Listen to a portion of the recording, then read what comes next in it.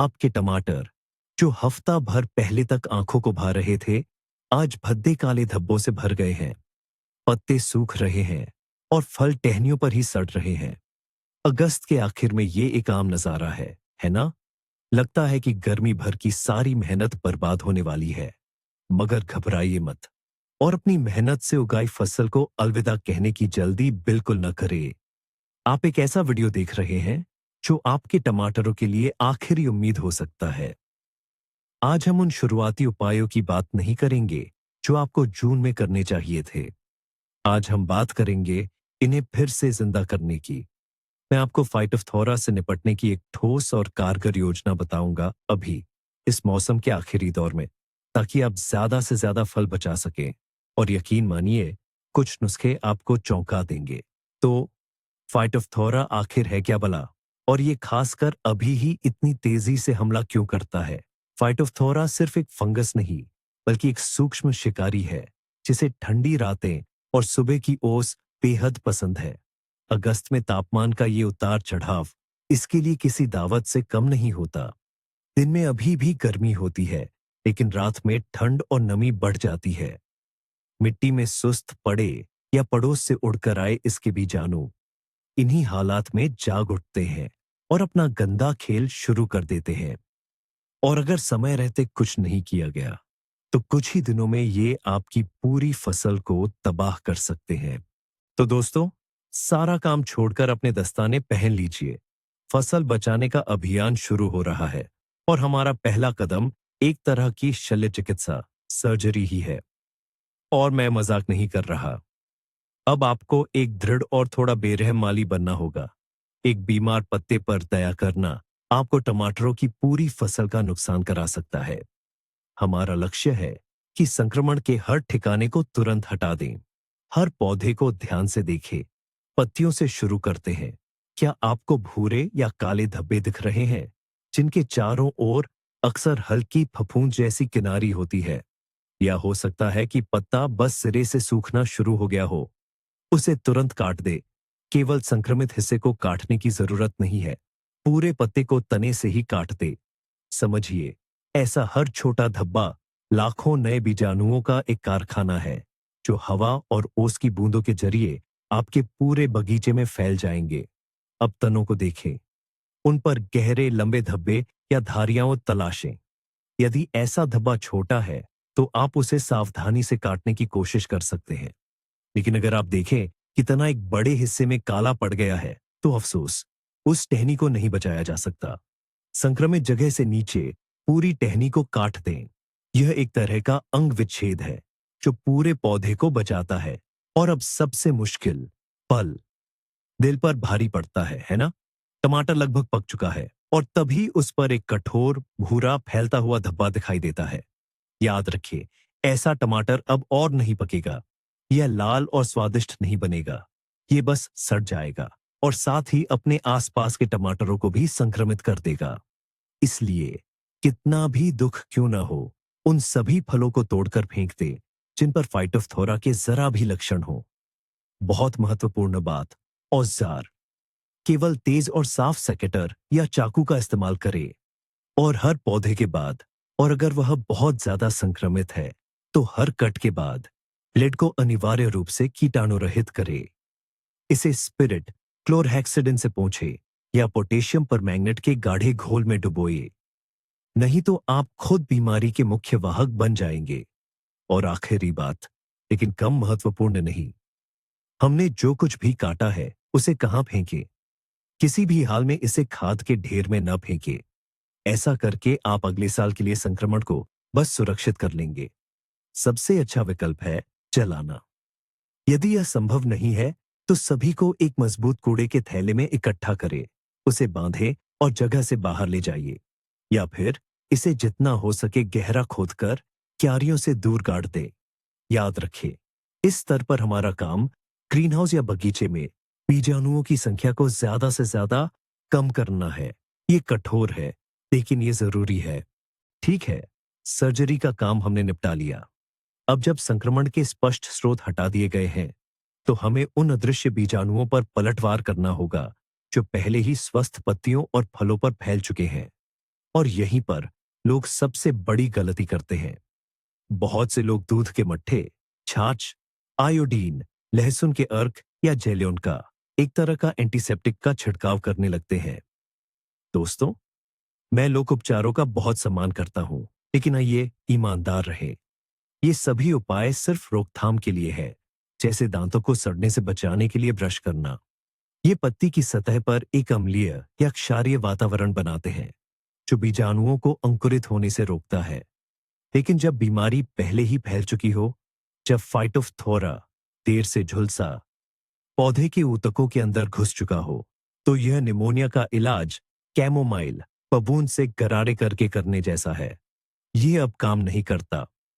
अगस्त के अंत में जब रातें ठंडी और नम होती है, तो फाइटोफथोरा तेजी से फैलता है। हमारे पास प्रयोग करने का समय नहीं है। हमें एक भारी लेकिन सटीक हथियार चाहिए, और वो है फफूंदनाशक, फंगीसाइड। इस शब्द से घबराइए नहीं। आधुनिक दवाएं, खासकर तांबे आधारित, कॉपर आधारित उत्पाद, सही तरीके से इस्तेमाल करने पर फसल के लिए बिल्कुल सुरक्षित है। हमें कॉन्टैक्ट फफूंदनाशकों की जरूरत है। ये एक सुरक्षात्मक परत की तरह काम करते हैं, जो पत्तियों और फलों को ढक लेती है और बीजाणुओं को सतह के संपर्क में आते ही मार देती है। दुकान में आपको कॉपर ऑक्सीक्लोराइड, तांबे का ऑक्सीक्लोराइड पर आधारित दवाएं ढूंढनी होंगी, जैसे एजोम या अबिगापीक। पुरानी अच्छी बोर्डो मिश्रण भी शानदार काम करती है। यही क्यों? क्योंकि इनका प्रतीक्षा काल, वेटिंग पीरियड, कम होता है। ये वह समय है जो छिड़काव के बाद फसल काटने से पहले गुजरना चाहिए।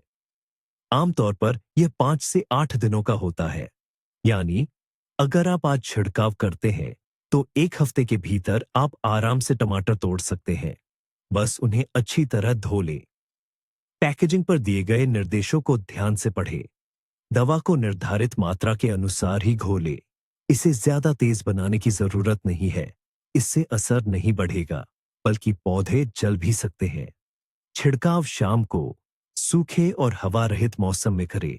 बहुत सावधानी से छिड़काव करना चाहिए। सिर्फ ऊपर से छिड़काव नहीं करना है, बल्कि हर पत्ती पर दोनों तरफ से, ऊपर और नीचे दोनों तरफ से पूरी तरह से छिड़काव करें। तना, डंठलों और जाहिर है झाड़ियों पर बचे सभी फलों को, छोटे से छोटे फल को भी जरूर उपचारित करें। हमारा काम है पूरे पौधे को एक सुरक्षात्मक परत से ढकना, ताकि फाइटोफथोरा को स्वस्थ ऊतक से चिपकने का जरा भी मौका न मिले। ये हमारी ढाल है, जो हमें बहुमूल्य समय देगी। तो हमने अपनी फसल को साफ कर लिया, उसे सुरक्षित भी कर लिया। अब आगे क्या? क्या बस इंतजार करें कि टमाटर पेड़ पर ही लाल हो जाए? अगस्त के अंत में यह तरीका बहुत जोखिम भरा है। जितने ज्यादा दिन फल पेड़ पर रहता है, फाइटोफथोरा के हमला करने की संभावना उतनी ही बढ़ जाती है। इसलिए फसल बचाने का हमारा तीसरा और शायद सबसे महत्वपूर्ण कदम है ऑपरेशन निकासी। हम टमाटरों को पौधों से तोड़ लेंगे, भले ही वे अभी पूरी तरह से हरे हों। इसका मुख्य सिद्धांत यह है, यदि टमाटर अपनी किस्म के अनुसार पूरा आकार ले चुका है, लेकिन उसका रंग बदलना शुरू नहीं हुआ है, तो उसे तोड़ने का समय आ गया है। ऐसा फल पहले ही सभी आवश्यक पोषक तत्व जमा कर चुका होता है और आपके घर पर गर्मी और सुरक्षा में बहुत अच्छे से पक सकता है, जिसे बागवान तोड़कर पकाना या आर्टिफिशियल राइपनिंग कहते हैं। यह बात खासकर बड़े और मध्यम आकार के फलों पर लागू होती है। छोटे फलों को आप बेशक छोड़ सकते हैं, लेकिन जोखिम को ध्यान में रखें। कैसे पहचानें कि टमाटर तोड़ने के लिए तैयार है? वह कठोर, लचीला होना चाहिए, उस पर कोई दाग नहीं होना चाहिए और उसकी त्वचा चमकदार, चिकनी हो जानी चाहिए। ऐसे फल जो दूधिया पकने या ब्लैंड स्टेज तक पहुंच चुके हों, उन्हें बेझिझक तोड़ ले। इन्हें सावधानी से तोड़े, हमेशा डंठल के साथ। ये वह छोटी टहनी है जिस पर टमाटर लगा होता है। बिना डंठल के फल बहुत खराब तरीके से स्टोर होते हैं और सड़ने के प्रति ज्यादा संवेदनशील होते हैं। तोड़ी गई फसल को बस एक बक्से में डालकर घर में नहीं ले आना है। याद है, हमने कहा था कि छिलके पर अदृश्य बीजाणु रह सकते हैं। यदि उन्हें निष्प्रभावी नहीं किया गया, तो 1 सप्ताह के भीतर आपके सुंदर हरे टमाटरों के बक्से में एक महामारी शुरू हो जाएगी। इसलिए फसल को स्टोर करने से पहले हर टमाटर को कीटाणु मुक्त करना जरूरी है। इसके दो सरल और प्रभावी तरीके हैं। पहला, गर्मी से उपचार, थर्मल ट्रीटमेंट है। एक बड़े पतीले में पानी को 60 डिग्री सेल्सियस तक गर्म करें। यह महत्वपूर्ण है। उबलता पानी नहीं, बल्कि ऐसा गर्म पानी जिसमें आप मुश्किल से अपना हाथ रख सके। टमाटरों को छोटे छोटे बैच में केवल 1-2 मिनट के लिए इस पानी में डुबोए। यह गर्म पानी की स्नान सतह पर मौजूद फाइटोफथोरा के सभी बीजाणुओं को गारंटी से मार देगा, बिना फल को नुकसान पहुंचाए। इसके बाद टमाटरों को निकालकर तौलिए पर अच्छी तरह सुखा लें। दूसरा तरीका, पोटेशियम परमैंगनेट के हल्के घोल में धोना है। घोल हल्का गुलाबी रंग का होना चाहिए। बस इसमें टमाटरों को अच्छी तरह धोइए, फिर साफ पानी से धोकर उन्हें भी सुखा लें। इन प्रक्रियाओं के बाद आपके टमाटर पकने के लिए तैयार है। इन्हें गत्ते के डिब्बों या प्लास्टिक के बक्सों में एक अधिकतम 2 परतों में बिछा दें। परतों के बीच कागज या अखबार रखें। प्रक्रिया को तेज करने के लिए बक्से में कुछ पके केले या सेब रख दें।